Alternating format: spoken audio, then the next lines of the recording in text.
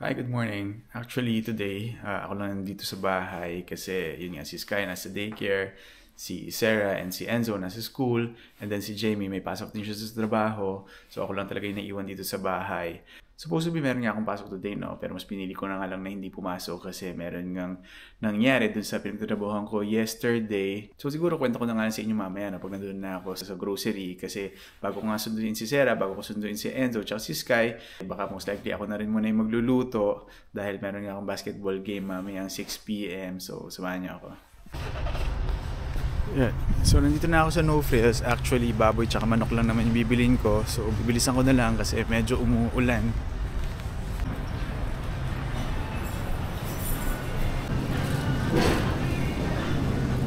Can I have that one? Yeah. So kaya rin yun yung binibili ko kasi 2.99 per pound lang siya versus dun sa ibang part na 3.99. Ito yung pork belly is 5.99. So yun, mabilisan nga lang. Yun nga, isang slab nung baboy tsaka 10 pirasong manok. Yan yun, papunta na ako sa cashier. Yun, so para sa isang slab ng baboy and 10 pirasong drumstick, yung binayaran ko nga is 8.50. Pero actually hindi siya 8.50, 18.50 siya, pero may mga points nga ako na na-accumulate dun sa credit card ko, kaya may binawas na $10. Okay, so nandito na nga ako sa sasakyan, no. Actually 1:30 pa lang naman, 2:20 pa nagpapasundo sa akin si Sarah, so meron pa akong 50 minutes para ikwento nga sa inyo kung ano nangyari sa trabaho ko yesterday. Dalawang managers doon, isa Pilipino and yung pangalawa ay ibang lahi. And at first hindi ko rin gusto yung manager na ibang lahi. Siguro probably magkaiba kasi kami ng background, magkaiba kami ng culture, magkaiba kami ng upbringing. But eventually I guess na nagain ko rin yung respect niya, no. Kaya medyo naging okay naman kami towards the end. May nakita na akong social media posting regarding this, no. So I guess pwede ko na rin sabihin na in 2 weeks time magkakaroon kasi ng bagong branch within Mississauga. So yung dalawang managers na yun mahahati into 2. Kaya yung manager na ibang lahi, siya yung may iwan dyan sa may Heartland. Nung in-announce nga sa amin yun, no, pinapili naman kami kung saan namin gusto. Pwede kami maiwan dyan sa Heartland and or pwede rin kami pumunta dun sa kabilang store, although mas malayo siya dito sa bahay namin. Pero syempre yung mga kapwa ko Pilipino, mas pinili nila pumunta dun sa kabilang store kasi syempre parang mas familiar sila kung paano yung management style nung kapwa Pilipino versus yung sa ibang lahi. Ako nga rin minsan hindi ko na rin maintindihan kung paano ba yung promotion process dito kasi yung mga sa ibang lahi, kung sino pa yung mga may reputasyon na tamad, mabagal gumalaw, sila pa yung napopromote.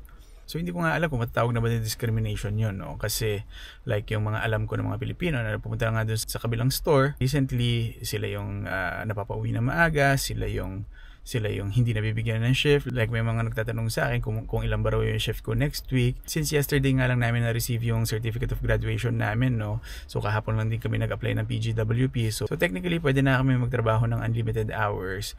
Pero yung iba nga na estudyante pa na limited to 20 hours, yung iba hindi talaga nabibigyan ng 20 hours, yung iba isang araw lang papasok next week. So hindi nga naman talaga kakasya, no, kung isang beses ka lang papasok sa isang linggo. So balik lang ako doon sa incident na nangyari yesterday, no. Actually hindi siya yesterday nangyari siya last Saturday. Kasi last Saturday binigay sa akin na shift is 10.5 hours. Actually medyo mahaba siya given na medyo physical yung work, nakakapagod talaga. Pero before kasi nagagawa ko naman siya, especially kapag morning yung shift na binibigay sa akin. Kasi ang dynamics dyan sa pinagtatrabahuan ko nga is kapag morning mostly puro Pinoy yung mga kasama mo. Pero towards the closing, majority puro ibang lahi na. So before okay lang sa akin dahil syempre kapag kapwa Pinoy yung kasama mo, at least nakakapagkwentuhan kayo, nakakapag-catch up kayo. So nung Saturday nga, no, medyo sumaba na nga rin yung pakiramdam ko. Siguro dala na rin ng pagod. So sabi ko sa sarili ko, nagpapaalam na lang ako dun sa supervisor na nandun na kung pwede ako umuwi ng maaga. So nung nagpaalam ako, sabi niya sa akin na check daw niya muna, then babalikan daw niya ako. So nung bumalik siya sa akin, pumayag naman siya as long as daw na matapos ko to yung mga certain tasks which ginawa ko naman lahat. So umuwi na nga ako. So nung pag-uwi ko sa bahay, biglang na-receive na lang ako ng text message. Tatanong niya sa akin kung meron ba raw akong problema. Sabi ko wala naman. Tinanong ko kung bakit. Then yung reply niya sa akin, dahil umalis daw ako doon sa trabaho na hindi ako nagpapaalam. Sabi ko nagpaalam ako doon sa isang supervisor na pinayagan naman niya ako na kailangan ko nga lang daw tapusin yung mga certain tasks, which tinapos ko naman lahat. And then hindi na siya nag-reply after that. Since nabanggit ko nga na during that time nga, limited nga kami sa 20 hours per week. So yung last working day that week was Saturday, and yung schedule ko this week is Thursday, Friday, Saturday. So lumipas na nga yung Sunday, Monday, Tuesday, Wednesday. So kahapon yung first working day ko uli after that incident nung last Saturday. Actually medyo nakalimutan ko na siya dahil akala ko hindi naman siya issue. So tinanong ko yung isang supervisor na pinay din doon, no, kung ginawan ba ako ng issue last Saturday. And sabi nga niya sa akin, oo, naging issue daw yun. And then yun nga, medyo nagkwento siya sa akin kung ano yung mga pinagsasabi ng dalawang supervisor na ibang lahi.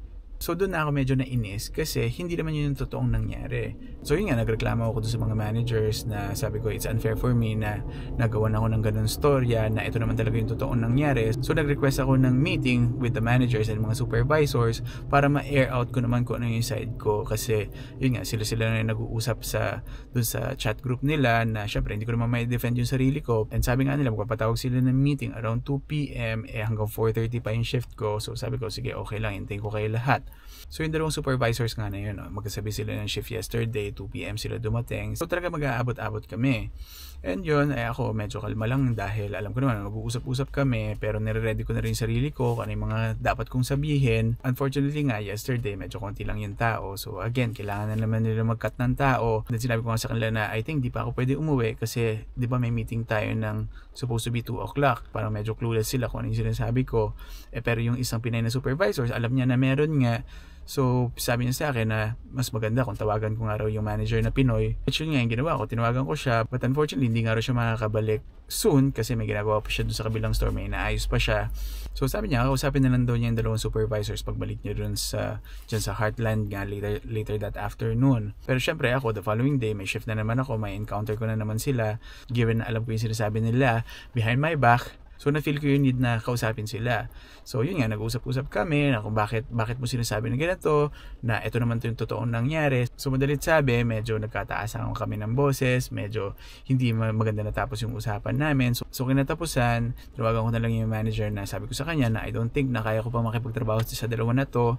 So yung mga shift ko moving forward, i-release ko na lang muna, ibabimigay ko na lang muna sa iba until such time na mapag-usapan natin, na masettle natin tong concern na to. Sabi niya sa akin, pag-isipan ko na lang daw muna, pero sabi ko, hindi ko nga talaga kaya makipagtrabaho dito sa dalawa na to. Pinayagan naman niya ako, sabi na nga lang niya sa akin na mag-message ako dun sa isang manager na gano'n nga yung gagawin ko para as a courtesy lang din. Pero nung gabi, naka-receive ako ng email sa kanya. Sabi nga niya na hindi raw niya in-approve yung mga nirelease ko na shift. So sa akin pa rin daw yon. Kung kailangan ko raw ng oras para mag-isip, okay lang daw yon. It will not affect daw my performance. Pero kung ready daw ako pumasok, I'm very much welcome daw. Actually, hindi ko alam kung minimin ba niya yung sinabi niya or baka natatakot lang sila kung baka mag-file ako ng complaint for discrimination dito sa Canada. So yun nga yung nangyari kahapon. So talagang hinihintay ko na lang is magbukas yung kabilang store para yung mga kapwa ko rin Pilipino maging at peace na rin, na bigyan sila ng tamang shift kasi yun nga, dito sa Heartland medyo hindi nga namin kontrolado kasi ibang lahi nga yung gumagawa ng schedule. So hindi rin namin alam kung ano ba yung tinitignan niya para masabi kung bibigyan ka ba ng maraming oras or hindi. It's 2 PM na, siguro biyahe muna ako pupunta dun sa school ni Sarah. Then after that, drop ko muna siya sa bahay. And then sunduin ko naman si Enzo, then si Sky, and then uwi. So pero hindi ko nga alam kung meron pa akong oras para magluto ng chicken pork adobo. So kaya yun lang din yung binili ko, manok tsaka baboy. Yun nga sana yung gusto kong lutuin kasi medyo mabilis lang siya and medyo simple lang yung mga ingredients niya. Pero tingnan natin kung may oras pa tayo mamaya bago tayo mag-basketball kasi yun nga 6 o'clock yung basketball game ko. Pero natatakot nga rin ako maglaro ng basketball, no? Kasi yung isang kaibigan ko na nasa Alberta, nagkakwentuhan lang kami the other day, and sabi nga niya yung isang batchmate namin na nasa British Columbia, naglaro lang daw ng basketball. Hindi ko alam kung last week ba yun or 2 weeks ago, biglang nagkaroon ng cardiac arrest. nagpa-rest. Pero fortunately, okay naman siya, na-hospital lang siya. And kanina, kausap ko nga yung kaibigan ko sa Pilipinas na meron kami isang kakilala na hindi nga pinalad, namatay dahil doon sa paglalaro na ng basketball. So ngayon, medyo kinakabahan ako dahil yun nga, hindi naman ako bumabata. Kaya ngayon, medyo kinakabahan din ako maglaro ng basketball mamaya dahil doon sa mga balita nga na yun. Pero for me, kaya ako lang naman gusto maglaro is for exercise. So ayun, susunduin ko na lang muna si Sarah. Andito na ako sa school ni Sarah, no? Pero right now, medyo maulan kasi spring na nga dito. And sa last video ko nga, no, may receive ako ng comment, no, kung pwede ba raw ako gumawa ng video regarding PGWP application. Siguro subukan ko na lang gawin yon next time, pero syempre hintay ko muna na ma-approve kami dahil ayoko naman mag-share ng information. Baka mamaya mali naman pala yung ginawa ko, tapos ma-disapprove kami. So yeah, sige, subukan natin gawin yun next time.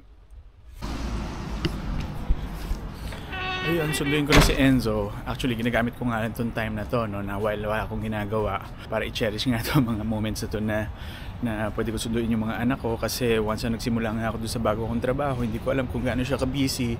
So hindi ko alam kung ito na ba yung mga few times na pwede ko silang sunduin sa bus stop or sa school. So nandito na nga ako doon sa bus stop ni Enzo, no. And kanina nga, no, nasa bahay ako nung inuwi ko si Sarah, naikwento nga kay Jamie over the phone yung kakilala nga namin na namatay dahil sa basketball. And kanina sabi nga niya, huwag na raw ako maglaro ng basketball. Sabi ko hindi kasi naka-oo na ako. And syempre gusto ko rin naman mag-exercise. And gusto ko rin makamit ng ibang tao and ibang Pilipino dito sa Mississauga. Ayan na yung bus ni Enzo. How's school? How's school? Good. What are you guys playing? Nothing. Nothing. We're gonna pick up Sky, ah? Okay. Sky. Sky. Sky.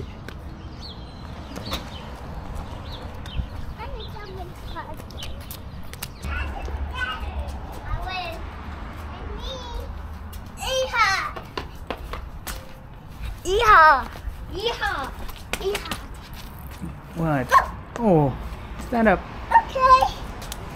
So ayan, kakatapos ko lang palambutin itong manok tsaka yung baboy. Ayan, naghiwan rin ako ng garlic. So siguro lulutuin ko na nga lang din to bago pa dumating si Jamie. Pero most likely hindi na kami mag-aabot kasi 6 o'clock yung basketball ko. Ayan, so niready ko na lang din yung bag ko. So andyan yung rubber shoes, yung mga pampalit ko. Ito, dalang din ako ng water bottle. Ito nga pala tayo sa same pattern. Kasama ko ang ating sikat na vloggerista na si Mike. Mike, anong sasabi mo sa laro natin? Wala, mahirap pala maglaro ng basketball kapag matagal ka na hindi naglalaro. So parang yung last na laro ko last year pa. So by the way, ito si Jefford. Magiging kasama ko siya sa Karambol eventually. So siya yung nagiya sa akin dito na maglaro. And yun, after this, uwi na ako. Pero yun nga, medyo malamig pala sa labas. Hindi ko, kasi kanina umaga medyo mainit. And ito lang yung suot ko. In the coming weeks, lalaro ako siguro dito regularly. Invite mo pa rin ba ako dito? Oo naman. Open to all subscriber of Mike. Don't forget to like and subscribe to his channel. Marami kayong matututunan dito. Ako. Lahat ng life sa Canada. Mga life experiences. Okay? So uwi na ako. So dito ko na lang maulit tatapusin itong video. So again, thank you for watching and I'll see you in my next video. Bye!